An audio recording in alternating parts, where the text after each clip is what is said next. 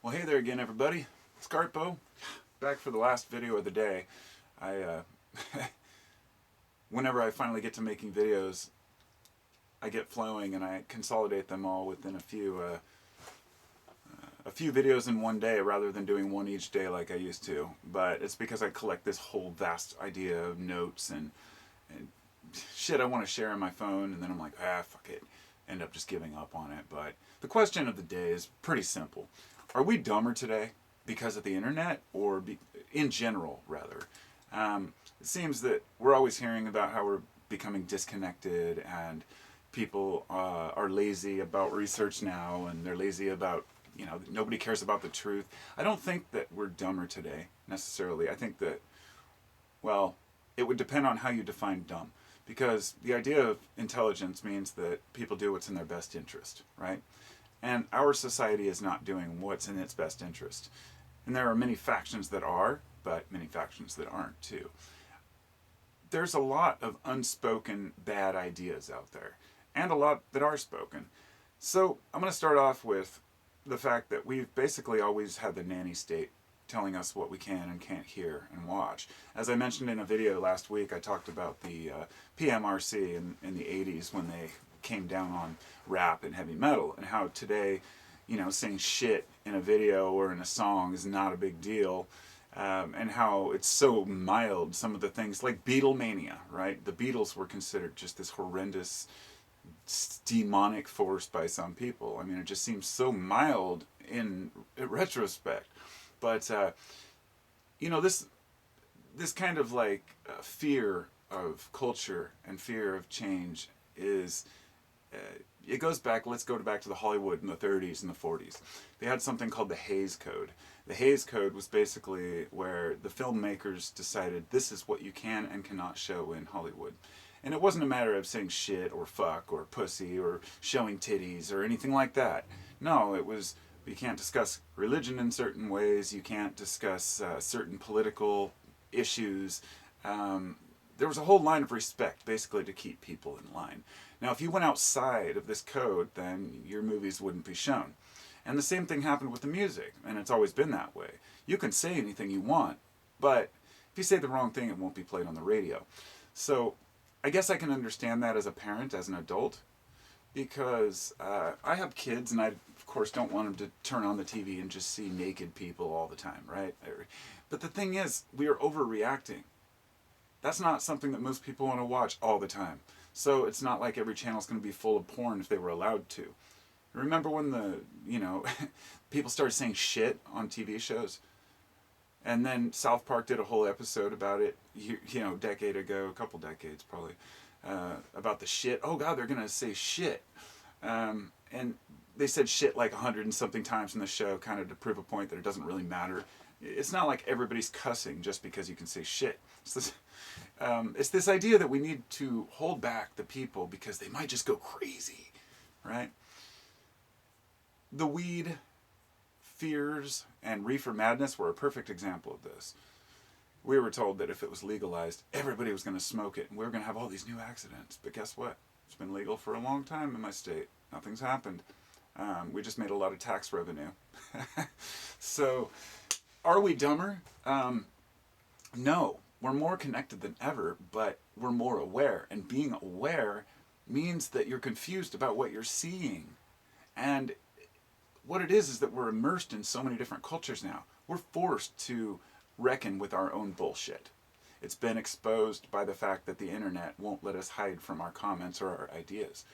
I mean, you can hide in a small little town somewhere, and everybody goes to church, and everybody believes the same thing, and those who don't keep their mouths shut, and everybody's just happy until you get on the internet. And then you realize that the church down the street has a different belief. Or that there's people on the other side of the world that don't share your beliefs. And so fights ensue and arguments, and I think really what it is us trying to find ourselves as a collective. If my own self is any indicator in the way that I've felt through my life, I feel like we're going through some pangs of growth and learning, growing pains, if you will. But it might be a little too late for that, because there's also a theory that says that consciousness itself is doomed. Like awareness, like we have, it's like a failure of nature, because look at what we've done. But It comes down to perspective. You can also say, look at what we've done. Nature must have wanted it this way. Or as Carlin said, the world wanted plastic. So we can't hide behind a flag anymore. We can't hide behind our beliefs anymore. Anytime we go anywhere on the internet, we're constantly exposed to other people and cultures and ideas. And for a lot of people, this is a great thing. But for some, they completely shut down.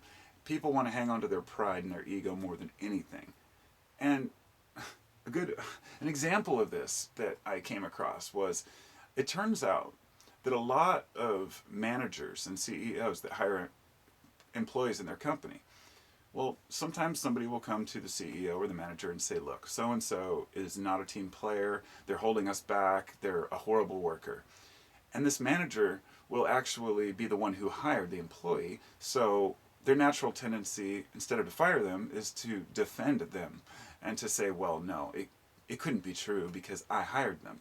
In other words, their ego about thinking that they know how to choose a good employee is overriding their rationality to listen to their employees. This happens everywhere. Defending bad ideas is something that humans do. And that's one example, but that's one that's a huge financial burden for many people, many companies. The stupidity of people. We believe a lot of dumb things, and when people say things that we don't agree with, we generally come back with I remember somebody once said that, once tweeted that, say climate change is a hoax by the Chinese in order to weaken U.S. manufacturing competition. I thought, okay, first off, the Chinese could give us two shits about it, but that's a different story altogether. The thing is, people will say just about anything today, and it doesn't matter, because whether you fact check something doesn't matter, and that's why we're saying society is dumber. It's not that we have less information or that we're less capable of doing research, it's that we've become lazy and complacent. And we want everything fed to us. And we know now, of course, that social media is dopamine inducing. I mean, it's the ultimate, rush to scroll through your Facebook feed. I mean, I didn't ditch Facebook just because only because I was stubborn, or, it was a combination of the advertising and all the bullshit, but it came down to the stupid arguments that I get into with people over stupid things. But it was more than that. It was the fact that I would even click on it. And I removed every notification that I have on my phone from any type of social media. I only use YouTube now, and it gives you more free time to do real life, right? But that's the thing. We asked for this free time. And this is something that humans have been working for a long time. And now a lot of Americans do have a lot of free time, and they hate it. We want to be busy doing something, even if it's a hobby or whatnot. It shows that humans actually have a drive to create and do things, but we feel kind of held back. I remember somebody called it therapy culture. And the fact that we are so easily triggered and sensitive now that we're basically all think that we're these weak, fragile little dolls that need to be protected. We did it to kids. My generation did it to our kids because, we wanted to raise our kids differently. And you find out that if you raise people too passive, then they don't learn how to fight. But if you raise them to fight, they don't learn how to have empathy. Everything's a balance. But one of the emerging things that I've seen, and this is probably one of the saddest part of modern culture, is it's easier to shock people and get noticed than it is to do real work. I'll give you an example. In my channel, I just talk about random things, and I don't promote it. I don't use extreme keywords like, you've got to see this, or, clickbaity titles. Not usually. If I do, it's as a joke. But the point is to be real, right? Being real comes at the cost of getting noticed, and a lot of people want to get noticed. It's more important to them that they get a lot of subs, followers, or they're a great best newscaster, so they'll make up stories. You know how many media companies have been caught at making up, completely fabricating stories in order to have a better newscast. But most of all, it's about putting something shocking up. And it's sad, because I've even seen a lot of YouTubers do it, where it's a really good channel, and the person talks about important issues, and then all of a sudden, they have to make a title talking about, what happened with PewDiePie or something. And they'll even say it. They'll kind of be cringy when they're like, yeah, I know I put that in the title, and I know that sounds clickbaity. Just when you say that, you're just like, you're compounding the problems by selling yourself out to talk about a subject that doesn't matter. That's not my business, but that's where the shallowness in society is coming from. We're talking about things like the Kardashians. That kind of shit is just absolutely absurd to me. I just don't understand it. But anyway, like I said, it's easier than doing real work. People are enamored by others for some reason. I can't. See, people want change, but we can't seem to figure out how to work it out. And there are so many things happening in this world, like Hong Kong right now, and the Rohingyans, which are being slaughtered by Buddhists, because I think that that's one of the most under-discussed stories of our time, is Buddhists slaughtering Muslims because they're on their land and they consider them a virus. Regardless of how you feel about Islam or anything else, the point is that Buddhists can be pushed to some extremes, and that's a reflection of all of us. We can all be pushed to that in the wrong situation. So the last few things I'd like to mention are what are the positive sides of all this? Being oppressed, being suppressed, living in this crazy society. I'm really trying not to be negative here, because I have in my mind, it's about empowering each other and saying, okay, what makes us happy? What makes you happy in life? Do that. Do that as much as possible. But does it affect our health or well-being? And does it affect others' health or well-being? And if we really use these two questions to base everything in our lives we do on, something that simple as, does it harm others or ourselves in any way? Other than that, do what you feel.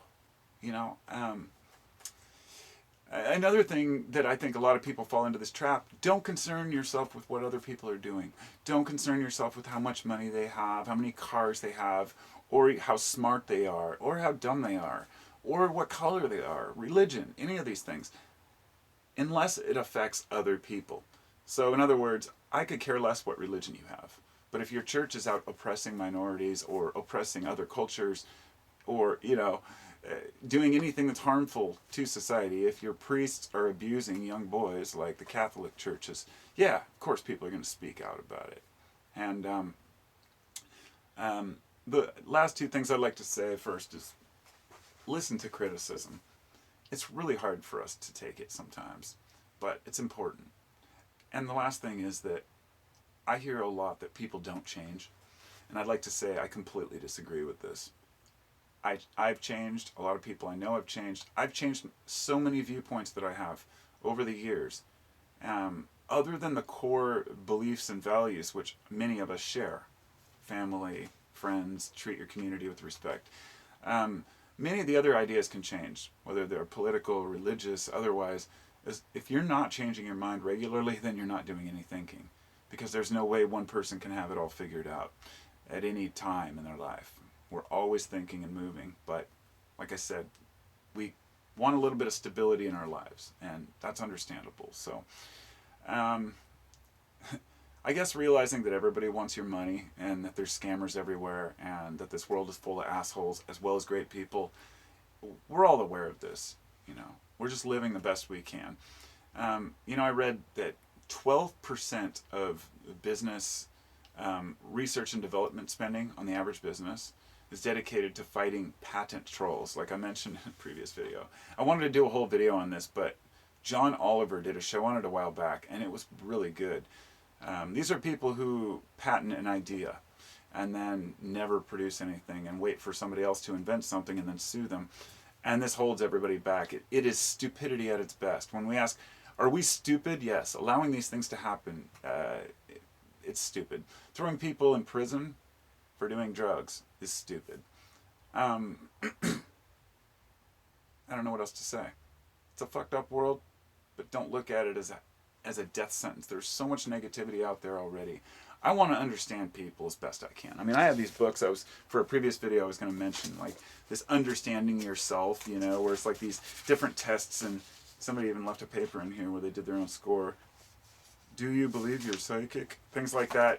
Like self-helps. How permissive are you? Understanding.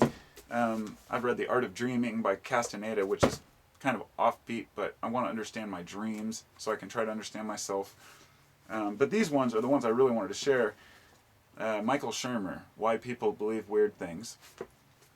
And The Evolutionary Origins of Belief. This one's called Six Impossible Things Before Breakfast by Lewis Wolpert. And it's basically about why people believe in weird things as well. And this one, which I'm working on now, it's called Nature and Psyche by David Kidner. It's called Nature and Psyche, Radical Environmentalism and the Politics of Subjectivity. And it goes on to talk about why we protest, why we rebel, why humans organize. As far as I've gotten, it's about the green movement, or rather the, protesting, logging and things like that, and how radical environmentalism, a lot of these people do more damage than good. Like, look at PETA, PETA, the People for the Ethical Treatment of Animals, is one of the most disgusting organizations that I've ever had the displeasure of coming across in my life. But you'll have to look into how many animals they actually kill to know what I'm talking about. The point is, we're fucked up and we know it, but understanding ourselves by reading books about why people do what they do helps us gain a better understanding of ourselves and others. That's what I think. So, I think that's all I got to say. Thanks for listening. Be well. Thanks to my peeps. Thanks to my patrons. And I hope you all have a wonderful day.